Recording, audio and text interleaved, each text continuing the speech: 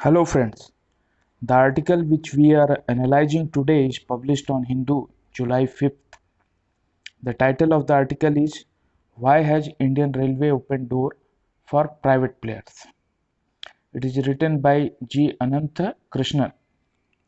So we see that recently Indian Railway has decided to open door for private participation in Indian Railway. So this is a long pending initiative, because earlier committee, particularly Vivek Devraj's committee, recommendation was to liberalize the railway sector. Not it is asking for liberalization, not privatization. So there is a difference between these two. So that committee recommended this thing for Indian Railway, and in that line the government has taken the initiative of involving private player in Indian railway sector. So before coming to the article, we'll have a brief about Indian Railway. So we know that Indian Railway is the largest organization in the country. ये सबसे बड़ा organisation है country में, और काफ़ी बड़ी संख्या में यहाँ पर लोग भी काम करते हैं. And it is among the fourth largest rail network in the world after US, China and Russia. So world over भी इंडियन रेलवे की पोजीशन फोर्थ नंबर पे है, जो कि अपने आप में एक बहुत बड़ी चीज़ है. क्योंकि आप कंपेरेटिवली अगर आप देखें यूएस, चाइना और रसिया, तो उनके बाद फोर्थ नंबर पे इंडिया आता है.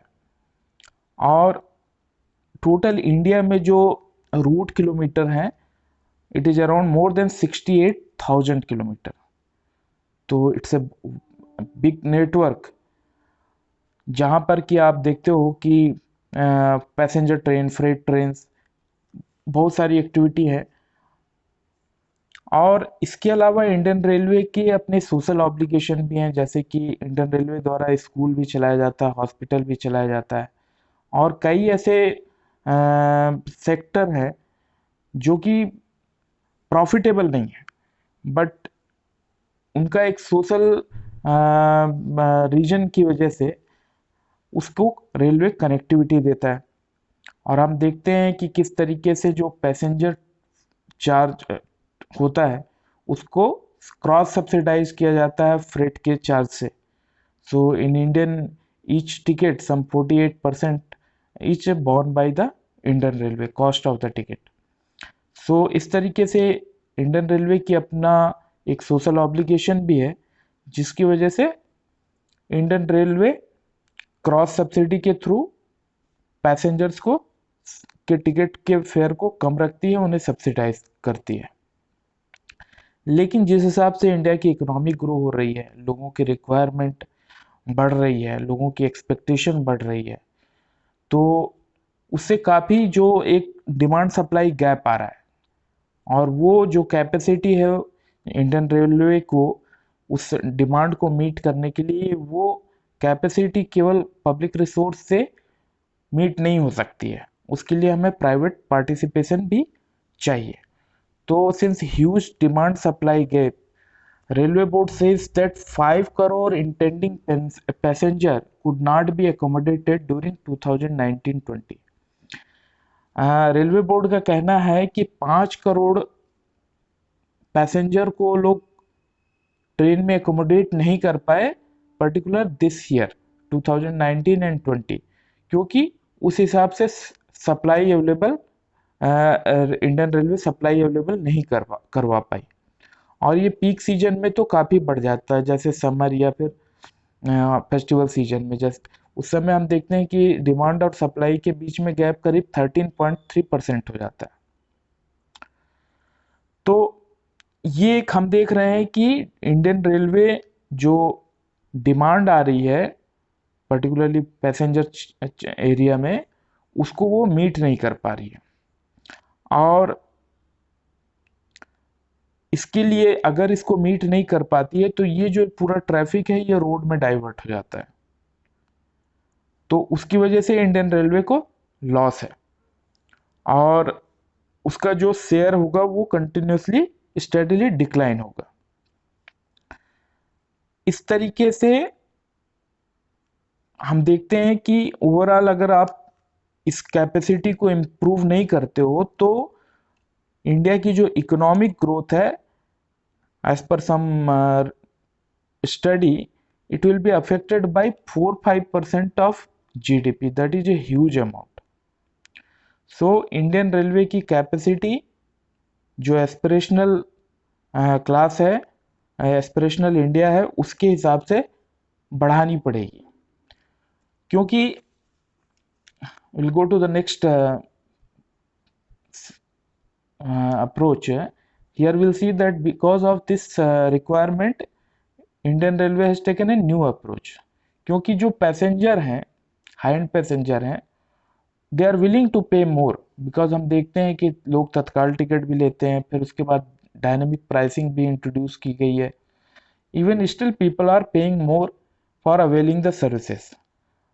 लोग और भी पैसा देना चाहेंगे अगर उन्हें बेटर क्वालिटी मिलेगी, बेटर टाइमिंग मिलेगी, ईज ऑफ एक्सेस होगा, बेटर क्वालिटी सर्विस होगी। तो अगर रेलवे ये सारी चीज़ें अपने पैसेंजर को देता है तो लोग ज़्यादा पैसा देने के लिए मना नहीं करेंगे। That is everybody knows. So इस डायरेक्शन में railway has launched a process of opening train operation to private entity on 109 origin and destination pair of routes using 151 modern train, and this thing is expected to begin by 2013 in 12 cluster. So ये जो higher requirement है, high demand है customer की, जो कि extra पे करने के लिए भी तैयार हैं प्रोवाइडेड उनको वो सर्विसेज, क्वालिटी सर्विसेज मिले। तो ऐसी रिक्वायरमेंट को मीट करने के लिए रेलवे ने प्राइवेट एंटिटीज को इनवाइट किया है ट्रेन ऑपरेशन रन करने के लिए, जो कि 109 पेयर्स ऑफ रूट के लिए, destination plus origin and destination point में टू एंड फ्रो। तो उसके लिए 151 मॉडर्न ट्रेन यूज की जाएंगी और ये एक्सपेक्टेड है बाय 2013 तक 12 क्लस्टर में, क्योंकि इंडियन रेलवे के कई सारे जोन हैं, उन जोन के 12 क्लस्टर्स में यह ऑपरेशन चालू होने की संभावना है। क्योंकि प्राइवेट सेक्टर जब आएगा तो वो अपने साथ में नई टेक्नोलॉजी लेके आएगा, नया बिजनेस कल्चर लेके आएगा, कस्टमर सर्विस लेके आएगा, ऑपरेशन में इम्प्रूवमेंट होगा, और this will attract investment, and it is estimated that 30,000 crore will come from private sector if government allow private sector in Indian Railway। और अगर एक एस्टिमेट के द्वारा अगर हम 1 रुपए भी अगर इंडियन रेलवे सेक्टर में स्पेंड करते हैं तो उसका इफेक्ट जो अदर सेक्टर में है 2.5 रुपीज़ का होता है। तो मतलब ये एक मल्टीप्लायर इफेक्ट होता है यहाँ पर। गवर्नमेंट यहाँ पर जो इनपुट इंडियन रेलवे में देती है उसका कई सेक्टर्स में मल्टीप्लायर इफेक्ट होता है और वो हमें मोर देन 2 टाइम्स इफेक्ट हमको दिखता है, इसीलिए उसका जीडीपी में काफ़ी प्रभाव पड़ता है। लेकिन ये प्राइवेट सेक्टर का इंट्रोडक्शन से को लेके कुछ स्ट्रक्चरल चेंज भी इंडियन रेलवे में करना पड़ेगा, क्योंकि ये basically private government run organisation है, गवर्नमेंट मोनोपोली है। तो इसमें लेबर्स या फिर जो यूनियन या फिर जो एक वर्किंग कल्चर है उसको मद्देनज़र रखते हुए एक इंडिपेंडेंट रेगुलेटर की ज़रूरत है, क्योंकि ये बेसिक रिक्वायरमेंट है अगर प्राइवेट एंटिटी को ऐसे सेक्टर में काम करना है जहां पर कि गवर्नमेंट मोनोपोली है। क्योंकि without this independent regulator it is very difficult to promote competition, efficiency or protect consumer rights and एक ओवरऑल इकोसिस्टम जो कि हेल्दी इकोसिस्टम हो, लेवल प्लेइंग फील्ड प्रोवाइड कराता हो। तो आर्टिकल यहाँ पर क्वेश्चन करता है कि प्राइवेट सेक्टर के आने के लिए सबसे मस्ट रिक्वायरमेंट है कि एक इंडिपेंडेंट रेगुलेटर की नियुक्ति की जाए। और चूंकि प्राइवेट सेक्टर जो है वो इंडियन रेलवे के सोशल कमिटमेंट पे उसका ध्यान नहीं रहेगा, they will come only for making money.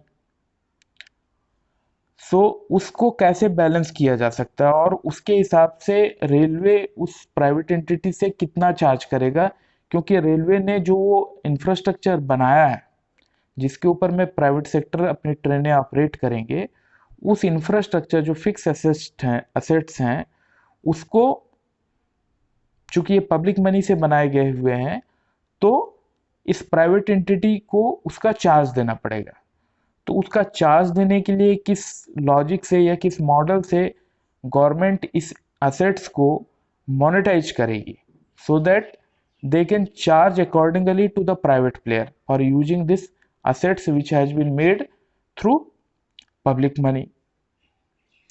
तो ये एक रिक्वायरमेंट है यहाँ पर, जिससे कि किस तरीके से इसको जो फिक्स असेट्स हैं इंडियन रेलवे के उसको मोनेटाइज किया जाए और एक चार्ज, एक कॉस्ट प्राइवेट सेक्टर के लिए फिक्स की जाए जो कि इकोनॉमिकली वायबल हो प्राइवेट एंटिटी के लिए भी, क्योंकि उनका जो बिजनेस मॉडल है उसमें उनको ये कॉस्ट बियर करना है and then they have to provide services to the passenger which will obviously will be on higher side what government is offering in regular train। तो अगर कोई पैसेंजर आपको एक्स्ट्रा पैसा दे रहा है तो उसको क्या बेनिफिट प्राइवेट एंटिटी देगी, किस तरीके से देगी, ये इसको लेके प्राइवेट एंटिटी को एक अपना बिजनेस मॉडल क्रिएट करना है।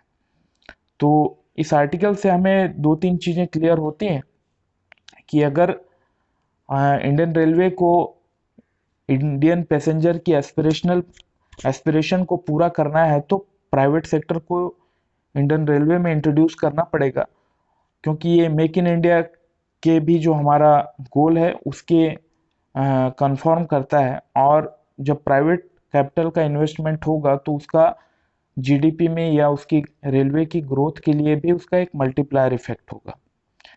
और यहाँ हमें यह भी देखना है कि प्राइवेट एंटिटी को रेलवे में काम करने के लिए necessary and must requirement is एक इंडिपेंडेंट रेगुलेटर की है, जिससे कि private entity comfortably equal playing field में काम कर सके और उसके हिसाब से इंडियन रेलवे को जो प्राइवेट एंटिटी से कितना चार्ज करेंगे वो अपने असेट्स का, फिक्स असेट्स का, वो प्राइसिंग फिक्स करना पड़ेगा और प्राइवेट एंटिटी को अपना बिजनेस मॉडल को फाइन ट्यून करना पड़ेगा। तो इस सेक्टर में प्राइवेट इन्वेस्टमेंट आने से कई सारे चैलेंज निकल कर सामने आए हैं और इन चैलेंजेस को किस तरीके से गवर्नमेंट और प्राइवेट एंटिटीज रिजॉल्व करते हैं उसके ऊपर आगे इंडियन रेलवे का प्राइवेटाइजेशन होने का भविष्य निर्भर करता है।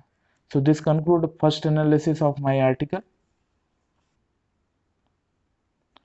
The second article which I am analyzing today is Peace under processed tension in the air. Now this article is written by Rahul Karmarkar and again published on July 5th on Hindu.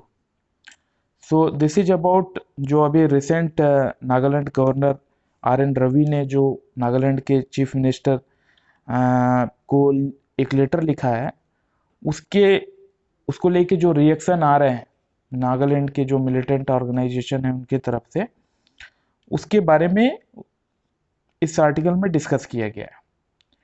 तो नागालैंड की जो militancy की problem है ये काफ़ी पुरानी है, ये अंग्रेजों के समय से चली आ रही है और नागालैंड की जो मिलिटेंट ऑर्गेनाइजेशन है the oldest surviving militancy in India.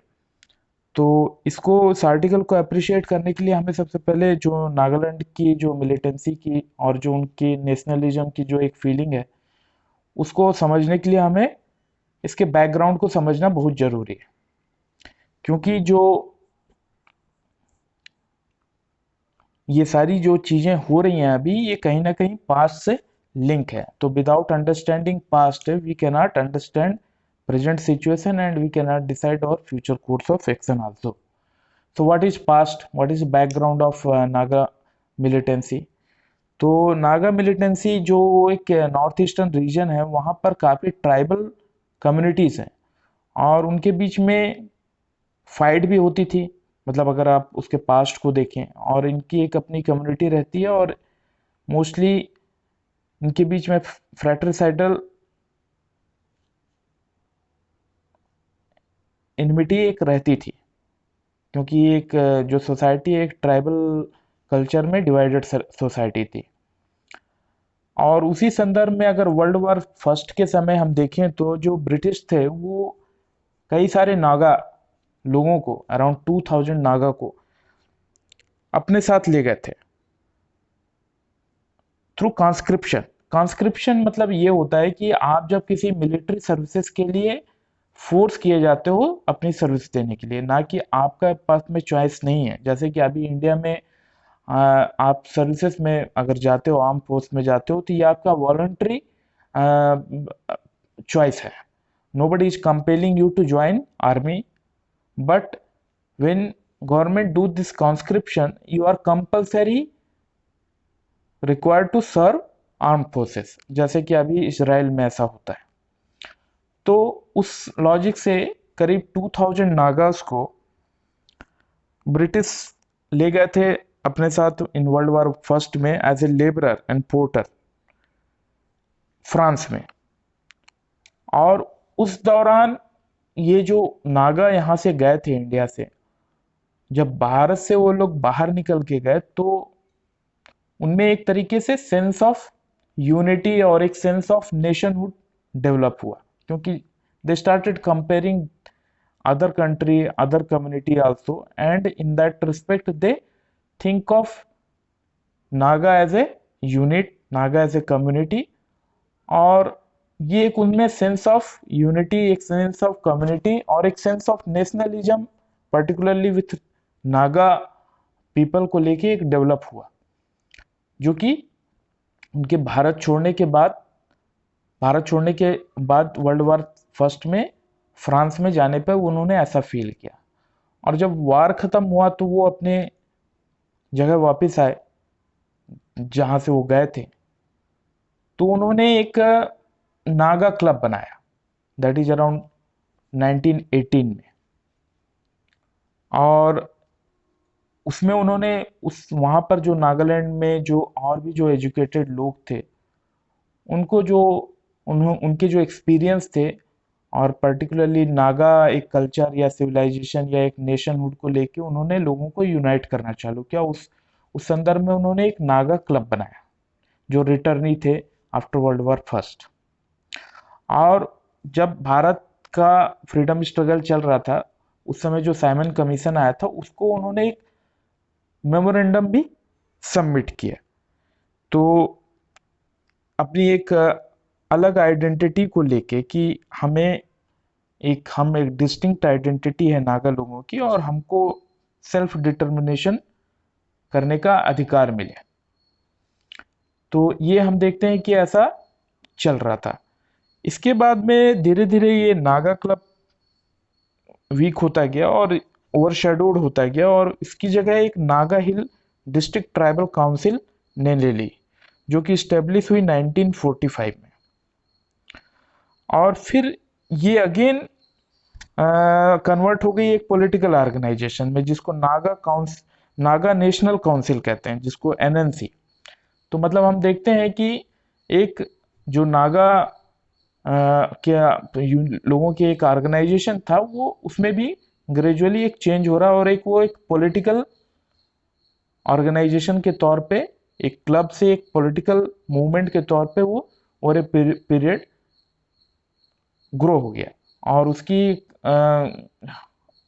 Culmination हम इसमें देखते हैं कि नागा नेशनल काउंसिल के तौर पे 1945 को एक पॉलिटिकल पार्टी या एक पॉलिटिकल काउंसिल बनती है, जो कि नागा लोगों के नेशनहुड या नागा लोगों के डिस्टिंक्ट आइडेंटिटी को लेके फाइट करती है। और उसी संदर्भ में इन्होंने, ये नागा नेशनल काउंसिल एनएनसी ने इंडिपेंडेंस भी घोषित कर दिया अगस्त 14 1947 को, कि they are independent and sovereign country.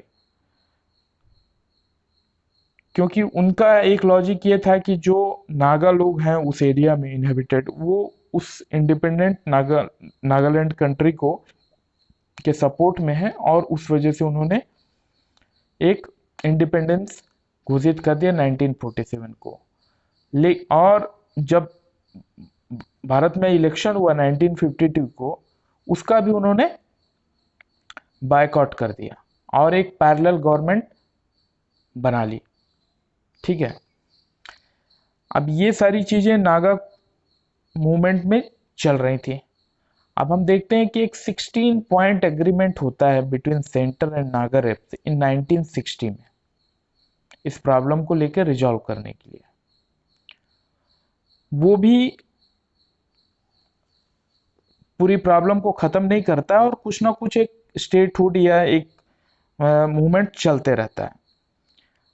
उसको लेके फिर से अगेन एक टॉक होती है और एक एग्रीमेंट होता है जिसको शिलोंग एग्रीमेंट कहते हैं, और ये एग्रीमेंट 1975 को साइन होता है। लेकिन ये जो शिलोंग एग्रीमेंट होता है उसमें एक जो एनएनसी, जो नागालैंड नेशनलिस्टिक नागालैंड काउंसिल है, उसका एक टुकड़ा, जो हार्डलाइन टुकड़ा था, डिसिडेंट ग्रुप, वो उसको, इस शिलोंग एग्रीमेंट को एक्सेप्ट नहीं करते। और ये जो हार्डलाइन ग्रुप था, डिसिडेंट ग्रुप था, इसके ये लेड किए ये इसके लीडरशिप में थे मूविया, सू एंड खापलांग। ये 3 लीडर थे इस हार्डलाइन ग्रुप के, एनएनसी के, जो कि शिलोंग एग्रीमेंट को एक्सेप्ट नहीं किए, और ये अंडरग्राउंड हो गए। इनको चाइना की तरफ से भी बैकिंग मिलती थी, और ये म्यांमार में जाकर पनाह लेते थे। अब ये इस तरीके से एक मिलिटेंट एक्टिविटी चलती रहती थी। फिर इन्होंने एक, जो ये मोइवा ग्रुप है, इन्होंने एक अपना एक अलग से काउंसिल बना लिया, जिसको national socialist council of Nagaland कहते हैं, NSCN। और ये काउंसिल इन्होंने 1980s को बनाई। लेकिन NSCN काउंसिल बनने के बाद भी इनका इनका इनमें डिफरेंस आने की वजह से ये 2 भाग में डिवाइड हो गए। एक जो टुकड़ा बना वो NSCN मोइवा के तौर पे प्रसिद्ध डिक्लेयर हुआ, और दूसरा NSCN कापलांग ग्रुप के नाम पे जाना जाता है। और इन दोनों ग्रुपों के बीच में, मोइवा ग्रुप और खापलांग ग्रुप के बीच में फ्रैट्रिसाइडल बैटल भी चल रही है। तो हम देखते हैं कि ये नागालैंड की जो सिचुएशन है, इसमें एक इनकी जो पॉलिटिकल डिमांड का एक इवोल्यूशन हुआ है ओवर ए पीरियड, और इसको लेके मिलिटेंट जो ऑर्गेनाइजेशन बने उनमें भी आपस में फूट हुई है। और कई सारे जो सेंटर के अप्रोच थे इस पीस को लेके, वो अभी तक वहां पर पीस को, कंप्लीट पीस को लाने में रिजॉल्व नहीं हो पाया। हालांकि बहुत इसको लेके मोर देन 100 से ज़्यादा लेके टॉक हो चुकी है इंडिया में, इंडिया से बाहर भी बात में। और इनके जो नागल लोगों की जो ऑर्गेनाइजेशन है उसमें भी एका नहीं है, उनके बीच में भी आपस में मतभेद होने की वजह से उनके बीच में आपसी लड़ाई भी होती है। तो will go to the analysing of this article. तो हम देखते हैं कि जो सीज फायर एग्रीमेंट हुआ मोइवा ग्रुप के साथ में, NSCN मोइवा ग्रुप के साथ में 1997 को, जिससे कि वहां पर सेंटर और NSCN ने सीज फायर करने के लिए दोनों पार्टी एग्री हुए। और इसको लेके इस एग्रीमेंट को लेके NSCN का जो खाफलांग ग्रुप भी है, वो भी कुछ समय बाद, after 4 years, they also join to this peace agreement, cease fire agreement. लेकिन कुछ समय बाद उन्होंने, खाफलांग ग्रुप ने यूनिलैटरली उस पीस एग्रीमेंट से अपने को विड्रॉ कर लिया। It is around 2015। लेकिन उनके खाफलांग ग्रुप के डिसएग्रीमेंट से, अपने आप को उस ट्रीटी एग्रीमेंट से निकालने के बाद, वो again it got divided into different factions, और वो फैक्शन ने एनएनपीजी करके एक ग्रुप बना लिया। ठीक है, तो ये एक सिचुएशन हम देख रहे हैं कि नागा जो एक नेशनलिस्टिक और जो एक separatist tendency world war first से शुरुआत होके अभी तक चल रही है, इसमें जो माइलस्टोन हमने 1997 में अचीव किया, वो माइलस्टोन एक मेजर माइलस्टोन था। और उस माइलस्टोन में जो दोनों जो नागालैंड को के रिप्रेजेंटेटिव मिलिटेंट ऑर्गेनाइजेशन है वो शामिल हो गए थे, और इस तरीके से इसको फर्दर आगे ट्रीटी में कन्वर्ट करने के लिए सेंटर और इनके बीच में बातचीत चल रही है। तो in last 23 years 1997 onwards, more than 100 rounds of peace talk with center within and outside of country happened. ये एग्रीमेंट क्यों नहीं बन पा रहा है, उसका एक जो सबसे बड़ा जो एक रीजन ये है कि एनएससीएन की जो कंटेसियस डिमांड है कि एक यूनिफाइड नागा होमलैंड बनाया जाए, जिसमें कि आसाम, मणिपुर, अरुणाचल प्रदेश के एरिया को भी शामिल किया जाए जहां की नागा लोग रहते हैं। इसको लेके दूसरे नॉर्थ ईस्टर्न जो स्टेट हैं वो एग्री नहीं करते हैं, इसको अपोज करते हैं। तो ये एक बड़ा मतभेद का एक बहुत बड़ा कारण है। इसी को लेके एक फ्रेमवर्क एग्रीमेंट भी हुआ था कि किस तरीके से इस प्रॉब्लम को सॉल्व किया जाए between centre and NSCN Muivah group in August 2015 में इन पीएम हाउस में। लेकिन ये एग्रीमेंट पब्लिकली डिस्क्लोज नहीं किया गया कि इस एग्रीमेंट में किस तरीके के फ्रेमवर्क की बात की गई है और किस तरीके से ये कंटेसियस जो डिमांड है उसको किस तरीके से मीट किया जाएगा या क्या कंप्रोमाइज होगा। ये इस फ्रेमवर्क में जो भी डिसाइड किया गया, it is not in the public domain. तो ये सारा जो अभी तक मैंने बताया, ये पूरी चीजों का एक आपको कॉन्टेक्स्ट देता है कि किस तरीके से नागालैंड की सिचुएशन है और किस तरीके से वहां पर मिलिटेंसी चल रही है और किस तरीके से सीज फायर एग्रीमेंट और एक जो फ्रेमवर्क एग्रीमेंट है के बाद भी वहां पर मिलिटेंसी है। उस कॉन्टेक्स्ट में एक लेटर गवर्नर आर रवि द्वारा सीएम नैफे रियो को लिखा गया जून 16 में, जिसमें गवर्नर साहब ने कंप्लेंट किया कि वहां पर मिलिटेंट ऑर्गेनाइजेशन द्वारा गन पॉइंट में एक्सटॉर्शन किया जा रहा है और गवर्नमेंट की जो मनी है डेवलपमेंट के लिए उसको स्विंडल किया जा रहा है। और गवर्नर ने यह भी रिमाइंड किया कि उनको क्या अधिकार प्राप्त हैं कॉन्स्टिट्यूशन के आर्टिकल 371A(1)(b) के तहत। तो ये जो चीजें गवर्नर के द्वारा वहां की जो एक्चुअल ग्राउंड रियलिटी है उसको जो हाईलाइट किया गया और उसमें उनको ये सीएम को ये बताया गया कि कॉन्स्टिट्यूशन किस तरीके से गवर्नर को ये अधिकार देता है बाय दिस स्पेशल आर्टिकल 371। तो गवर्नर के इस कदम को लेके वहां के मिलिटेंट ऑर्गेनाइजेशन द्वारा काफी प्रोटेस्ट किया गया।